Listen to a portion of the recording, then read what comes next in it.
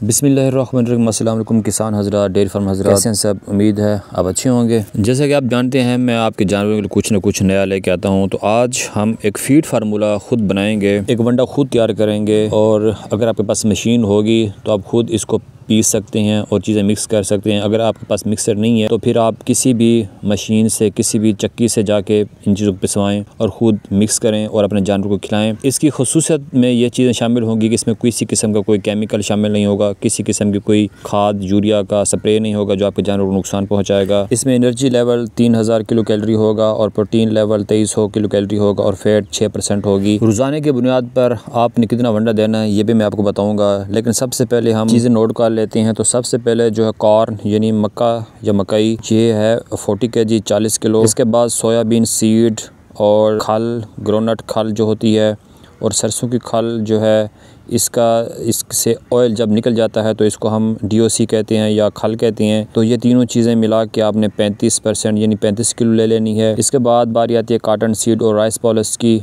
Rice polish जैसे मतलब चावल का छिलका होता है, और कॉटन सीड जो होती है इसको आपने मिक्स करना है। और ये अगर आप गाय का बना रही हैं वंडा तो 10 से 15 किलो ले लेना है, और अगर भैंस का बना रहे हैं तो 15 से 18 किलो ले लेना है। ये थे हमारे मेन जो इंग्रेडिएंट्स होते हैं, मेन अज़ा हो गए। और अब हम देखेंगे जो छोटी चीज़ें होती हैं जिनकी जो नहीं, जिसे हम थोड़ी मिकदार में डालेंगे।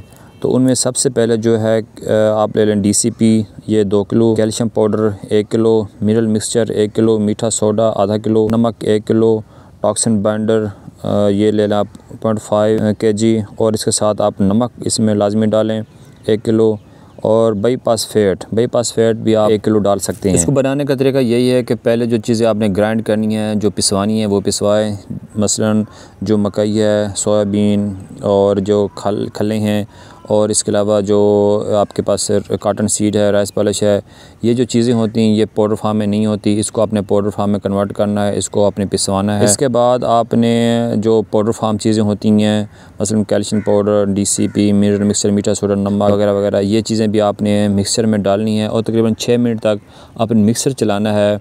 तो ये तमाम चीज़ें अच्छी तरह जो है मिक्स हो जाएंगी। अगर आपके जानवर को सिर्फ तूड़ी दे रहे हैं तो, और जानवर की जो दूध की मिकदार है वो 20 लीटर तक है, तो आपने ये जो वंडा है ये 8 किलो रोज़ाना की बुनियाद पे देना है।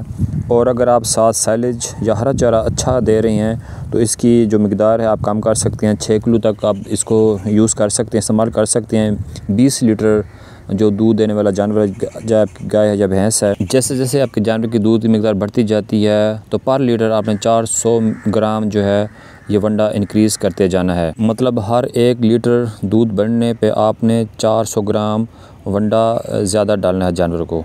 जी, अब देखते हैं कि इस फीड को डालने से आपको क्या फ़ायदा होगा, आपके जानवर को क्या फ़ायदा होगा। सबसे पहले ये है कि आपका जानवर रिपीटर नहीं होगा, मतलब वो बार बार या लंबी हीट में नहीं आएगा या फिर साइलेंट हीट में नहीं आएगा। आपका जानवर एक जो टाइम है, एक टाइम के बाद हीट में आएगा और उसकी जो हीट होगी वो नुमाया होगी, आपको नज़र आएगी। इसके बाद जब भी आप जानवर को AI कराएँगे, उसमें जो है इंसेमिनेशन कराएँगे, तो जानवर आपका ठहर जाएगा, मतलब कंसीव करेगा टाइम पे। और इसके बाद इसका ये फ़ायदा है कि जानवर जो है दूध की मिकदार बढ़ेगी, और जो दूध की मिकदार है वो स्टेबल होगी। मतलब ये कि जो है जानवर के दूध की मिकदार जो है स्टेबल रहेगी। बाज़ औक़ात ऐसा होता है कि जानवर की दूध मिकदार यकदम बढ़ जाती है और उसके बाद ही अचानक से कम हो जाती है। तो वो फीड में जो इंग्रेडिएंट्स होती हैं उनका इम्बैलेंस होता है, वो फीड मुतवाज़न नहीं होती। तो उस वजह से जानवर की जो दूध की मिकदार एक दफ़ा बढ़ जाती है लेकिन बाद में वो कम हो जाती है, डिक्रीज़ हो जाती है।